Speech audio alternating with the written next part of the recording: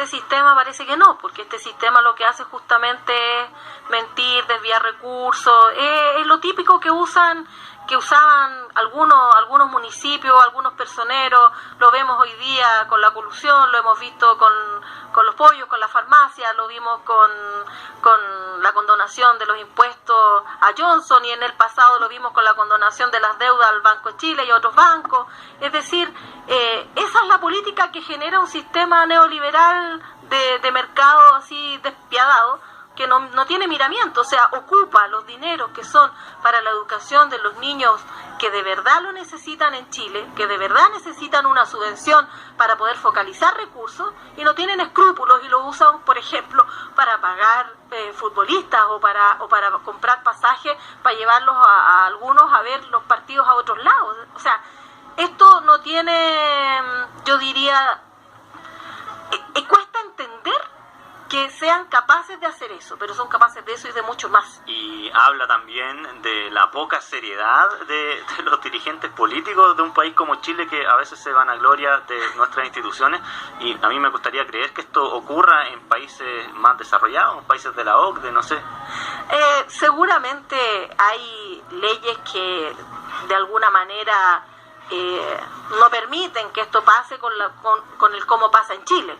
Ahora, por eso que queremos cambiar la Constitución y por eso que queremos reglas distintas del juego.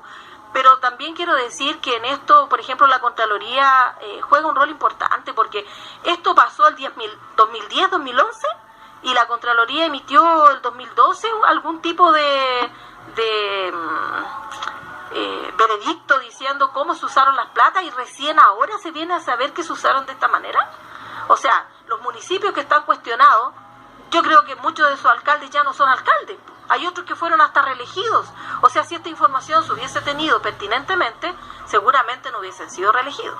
Y también hay que contar ahí con las líneas de influencias que muchos de estos alcaldes tienen para que no sean tan conocidas esas informaciones. Ahí es donde uno se da cuenta que los medios de comunicación juegan un rol importantísimo, y la fiscalización también, porque en esas escuelas y en esos colegios existen centros de padres, existen apoderados, existen profesores, existen instituciones, existen organizaciones sociales en los territorios, en las comunas. ¿Cuál es el rol que juegan? Si ellos tienen que fiscalizar por los recursos también que llegan al municipio. Por ello es tan relevante la ley anunciada esta mañana, porque se vincula con esta situación, porque ¿a qué se debe este problema de las platas perdidas de la ley CEP? Que llegan los recursos por parte del Estado y quedan a disposición de la vocación política de cada uno de los alcaldes, del nivel de populismo que cada uno pueda ejercer. No sé, hay algunos alcaldes que usan esa plata en fiestas, por ejemplo, en contratar a cantantes famosos, y la ley apunta precisamente a eso, a que si ocurre esto, existe una responsabilidad del Estado en esa utilización de recursos. En la comuna de San Bernardo, de donde es Vladimir Bolton quien nos hizo la pregunta, la pérdida del dinero fue de más de 2.000 millones de pesos, y esto se conoció antes de la elección del 2012, y la alcaldesa Nora Cuevas volvió a ser electa.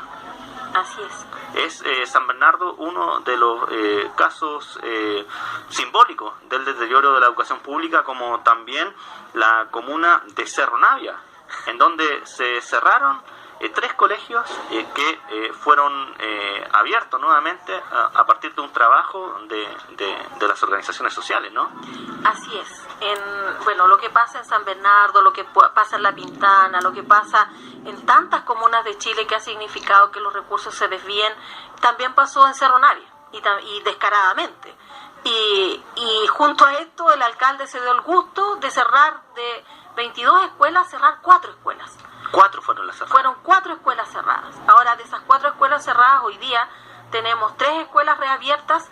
A un año ya de la reapertura de esas escuelas, hace una semana atrás estuvimos conmemorando, celebrando, reencontrándonos a un año de la reapertura en el carnaval por la nueva educación pública en Cerro Navia, justamente diciéndole a la población que crean en la educación pública de estas 3 escuelas que se reabrieron para estar al servicio de la comunidad, y no justamente que las platas pasen a ser en la caja chica del alcalde o la caja grande del alcalde, porque no es chica, es grande. Claro. Y estas escuelas han podido sacar adelante proyectos educativos distintos, han podido sacar proyectos educativos innovadores con una montonera de ofertas para decirle a los niños que pueden cantar, que pueden jugar, que pueden tener ciencia, que pueden tener circo, y incorporando a las familias a talleres también para que tengan actividad física, con escuelas prácticamente de puertas abiertas hacia sus propias comunidades.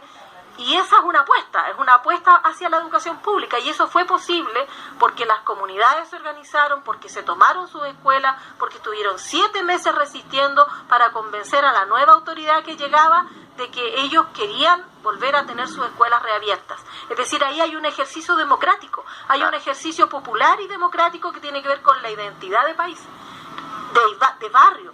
Ahí habían estudiado, la gente que se tomó la escuela eran mamás, papás, que habían estudiado en esa escuela y que sus mamás habían estudiado y que contaban que la abuela había llevado el ladrillo, habían clavado, habían hecho el cierre y habían de una toma de terreno habían entregado esto para educación. Había una relación identitaria con el lugar, ¿no? Sí, absolutamente. Es interesante, Dafne, cómo van cambiando también las luchas, las batallas que van dando las organizaciones sociales, específicamente en el ámbito de la educación. Recuerdo que hace 2 años, 2013, 2012, incluso 2014 también, una de las principales tareas de los defensores de la educación pública era impedir que se siguieran cerrando colegios. Había una crisis bien grande en muchísimas comunas en donde alcaldes, principalmente de derecha, estaban decididos a cerrar colegios. Sí. Recuerdo en la Florida también ocurrió un proceso de evitar cierres. Sí. ¿Qué pasó con eso y qué significó también para esta lucha, para reafirmar la vocación por la educación pública? Todas las experiencias que nosotros pudimos vivir de cerca, todas tenían el mismo patrón, es decir, había una autoridad que de manera absolutamente autoritaria y unipersonal decretaba el cierre de escuelas públicas. ¿Por qué? Porque no tenían recursos. Eso era lo que ellos decían como razón fundamental. Y el Ministerio de Educación, a través de la Secretaría Regional Ministerial de la región que fuera, no tenía más que poner el visto bueno, porque los requisitos para cerrar escuelas eran 3, que no era ningún requisito lo único que tenía que hacer era que tenía que cumplir con la formalidad del cómo se pedía el cierre. Era un campo absolutamente abierto a la arbitrariedad de una alcalde. Absolutamente abierto. Y además que a ellos les convenía cerrar escuelas públicas porque tenían oferta particular subvencionada en la comuna, y así se eliminaban el problema de tener que acarrear con lo que significaba tener que lidiar con profesores, con asistentes, con apoderados, entonces, con directores de colegio. Más vale menos escuela, más oferta particular subvencionada y con eso más caja, y con eso el sistema a ellos les empezaba a funcionar bien. Pero eso, que para ellos era tan obvio, para la gente que quería su escuela y que veía en esa escuela el lugar de referimiento para ella, para su familia, para su hijo, para su hija, como un lugar de acogida, no era tan así. Es decir, esa gente sí estuvo dispuesta a defender su escuela, sí estuvo dispuesta a oponerse a esa decisión unilateral del alcalde y a buscar las alianzas suficientes y necesarias para romper ese cerco y que sus escuelas volvieran a ser reabiertas. Y muchos lograron finalmente esto, como estas 3 escuelas de Cerro Navia, y donde incluso se llegó a celebrar con un carnaval, con un festival allí, la importancia de la educación pública.